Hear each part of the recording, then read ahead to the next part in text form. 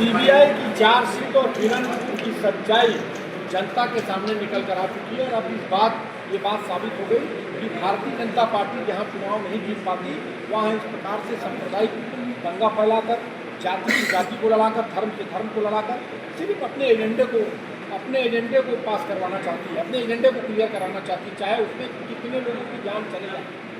आज जिस प्रकार से भारतीय जनता पार्टी ने उस समय तुष्टीकरण की राजनीति करके पूरे प्रदेश में एक अलग वातावरण बनाया था, इनके बड़े नेताओं ने बड़े बड़े मंच से भाषण दिया था कि कांग्रेस पार्टी की सरकार में इस प्रकार की स्थिति निर्मित हुई।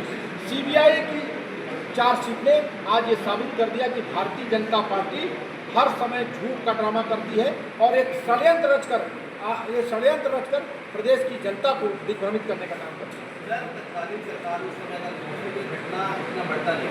देखिए, उस समय तत्कालीन सरकार को जो फैसला लेना था, लॉ एंड ऑर्डर को हमने कंट्रोल किया, तो वहाँ तत्कालीन एसपी जाकर जिस प्रकार से घटना हुई थी उसको कंट्रोल करने का प्रयास किया।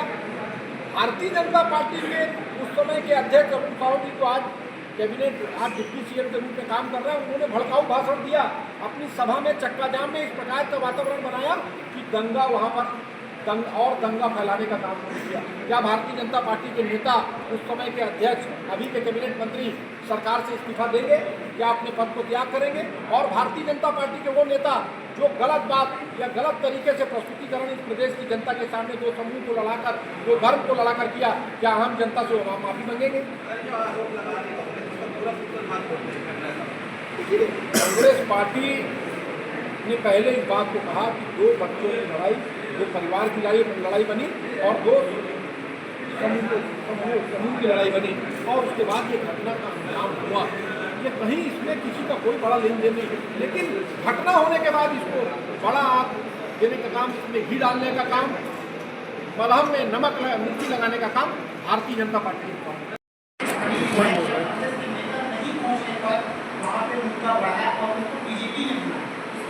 देखिए, भारतीय जनता पार्टी के विधायक ईश्वर साहू जी भारतीय जनता पार्टी के विरुद्ध मत चुके।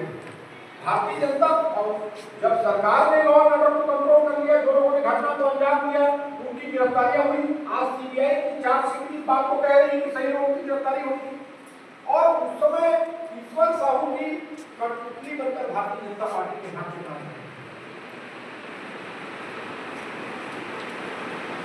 आपका दोनों कांड एक साथ ही हुआ था, मतलब आगे पीछे हुआ था, कवर्धा का और इसका आप कांड को कैसे उठा रहे हैं और कवर्धा कांड का बोल रहे हैं? देखिए, कवर्धा को भी अगर आप देख लेंगे, आपको कवर्धा, हिरनपुर, ये सब को अगर आप जोड़ेंगे, पिछले 11 साल में ही ये सब क्यों हो रहा है? 11 साल पहले भी यहाँ सरकारें थी, 11 साल पहले भी यहाँ हिंदू मुस्लिम सिख ईसाई एक साथ रहते थे। आखिर ये मामला अभी 11 साल में क्यों आ रहा है? आपको रायपुर राजधानी की रोड की घटना बताता हूँ। रोड धर्मांतरण के नाम पर कुछ भारतीय जनता पार्टी से जुड़े संगठन कहीं चले जाते हैं, उपद्रव करते हैं और लड़ाई झगड़ा करके मारपीट करते हैं, थाने तक में। आपको आज बता दे रहा हूँ, ये धर्मांतरण के मामले में जिस प्रकार से भारतीय जनता पार्टी ना इसमें कानून, इनकी तो आठ इंजन की सरकार है। इनका प्रधानमंत्री, इनका केंद्र मंत्री, इनका सांसद, इनका विधायक, इनका महापौर, इनका पार्षद, इनकी 8 इंजन की सरकार है।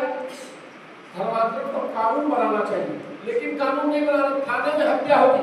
आज आपको बता रहा हूँ, ये धर्मांतरण के मामले में Bharatiya Janata party law and order को इतना ढीला छोड़ दी है कि आने वाले दिनों में थानों में पुलिस के सामने अगर वो हत्या नहीं करती तो आप बोलते। जिस प्रकार का वातावरण भारतीय जनता पार्टी तो ये सब को जिंदा रखना चाहती है। भारतीय जनता पार्टी 15 साल में ऐसा कुछ नहीं कर पाई, इसीलिए 15 साल के अंदर 15 साल बाद 14 सीट पर सिमट कर रह गई। कांग्रेस पार्टी ने बेसिक मुद्दों पर काम किया। कांग्रेस पार्टी ने यहाँ की संस्कृति, यहाँ की कला पर बात किया, यहाँ पर रोजगार की बात की, यहाँ किसानों के लिए बात की। और मैं इस बात को मानता हूँ कि छत्तीसगढ़ राज्य बनने के बाद, आप लोग भी मानते होंगे, छत्तीसगढ़ राज्य बनने के बाद छत्तीसगढ़ के लोगों को अपना राज्य का लगा होगा, तो ये कांग्रेस की भूपेश बघेल की सरकार में लगा होगा।